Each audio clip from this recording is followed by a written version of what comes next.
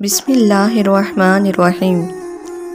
حضرت سیدنا عمر رضی اللہ تعالیٰ عنہ کے غلام اسلم بیان کرتے ہیں، ایک رات ہم سیدنا عمر رضی اللہ تعالیٰ عنہ کے ساتھ نکلے۔ جب ہم مدینہ سے 3 میل کے فاصلے پر واقع سرار نامی جگہ پہنچے تو وہاں ہمیں آگ جلتی ہوئی دکھائی دی۔ سیدنا عمر فاروق اعظم رضی اللہ تعالیٰ عنہ نے فرمایا، اے اسلم، میرا خیال ہے یہاں رات کی تاریکی اور سردی کے سبب کوئی قافلہ رکا ہوا ہے، تم میرے ساتھ چلو۔ ہم جلدی سے اس طرف گئے۔ جب ہم ان کے قریب پہنچے تو دیکھا کہ ایک عورت ہے اور اس کے ساتھ اس کے چھوٹے چھوٹے بچے ہیں۔ اس نے ایک ہانڈی آگ پر رکھی ہوئی ہے اور بچے بھوک کے مارے بلبلا رہے ہیں۔ یہ منظر دیکھ کر سیدنا عمر رضی اللہ تعالیٰ عنہ آگے بڑھے اور فرمایا، اے روشنی والو، تم پر سلامتی ہو۔ سیدنا عمر رضی اللہ تعالیٰ عنہ نے انہیں آگ والا کہنے سے پرہیز کیا۔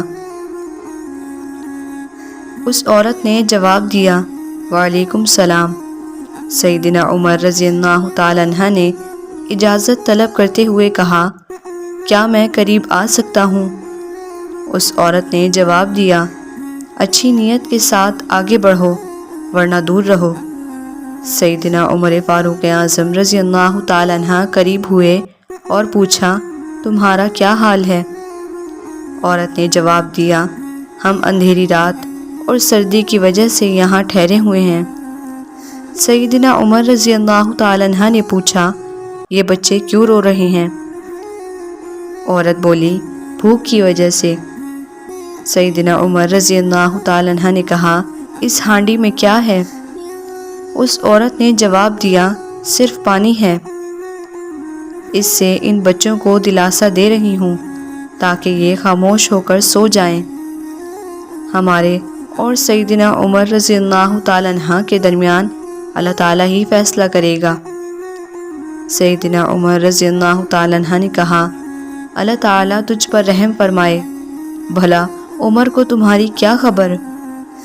عورت نے کہا کہ عمر ہمارے امور کا متولی یعنی ہمارا حکمران بنا ہے اور پھر بھی ہم سے غافل ہے۔ یہ سن کر عمر رضی اللہ تعالیٰ عنہ اپنے غلام کی طرف پلٹے اور فرمایا کہ میرے ساتھ چلو۔ ہم دوڑتے ہوئے سیدھا آٹے کے گودام میں گئے۔ انہوں نے آٹے کا ایک تھیلا نکالا اور گھی کا ایک ٹین پکڑا اور مجھے کہا، اسے میری پشت پر لاد دو۔ غلام نے عرض کی کہ یہ آپ مجھے اٹھانے دیں۔ یہ سن کر حضرت سیدنا عمر رضی اللہ تعالیٰ عنہ نے فرمایا، کیا قیامت کے دن بھی تو میرا بوجھ اٹھائے گا؟ میں نے دونوں چیزیں آپ رضی اللہ تعالیٰ عنہ کی کمر پر لاد دیں۔ پھر ہم بھاگتے ہوئے دوبارہ وہاں پہنچے۔ سیدنا عمر رضی اللہ تعالیٰ عنہ نے آٹا اور گھی دونوں چیزیں عورت کے سامنے رکھ دیں۔ پھر کچھ آٹا نکالا اور کہا، اے خاتون، تو آٹا صاف کر اور میں تیرے لیے آٹے اور گھی کی آمیزش سے حریرہ بناتا ہوں۔ پھر سیدنا عمر بن خطاب رضی اللہ تعالیٰ عنہ ہانڈی کے نیچے پھونکے مارنے لگے۔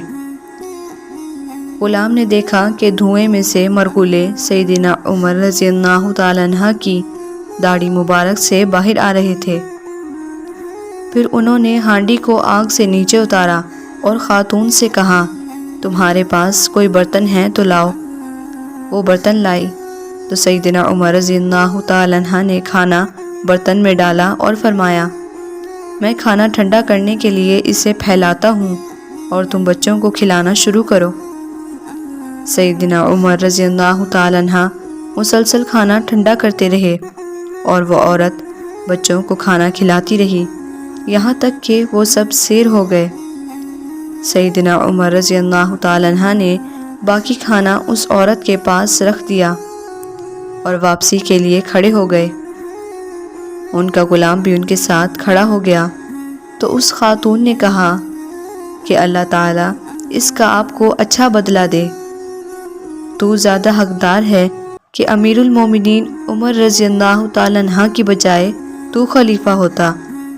امیر المومنین سیدنا عمر رضی اللہ تعالی عنہ نے کہا کہ اے اللہ کی بندی، زبان سے اچھی بات نکال، جب تو امیر المومنین کے پاس جائے گی تو انشاءاللہ مجھے بھی وہیں دیکھے گی۔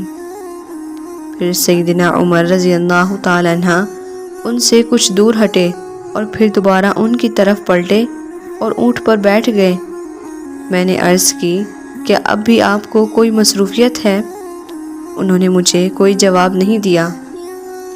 میں نے دیکھا کہ بچے آپس میں کھیل کود رہے تھے اور پھر کچھ دیر کے بعد وہ سکون سے سو گئے۔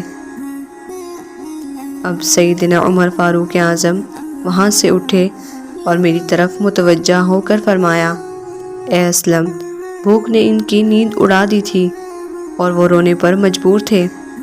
میرا جی چاہا کہ میں اس وقت تک واپس نہ جاؤں جب تک ان کے اس اطمینان کا مشاہدہ نہ کر لوں جو تو نے ابھی دیکھا ہے۔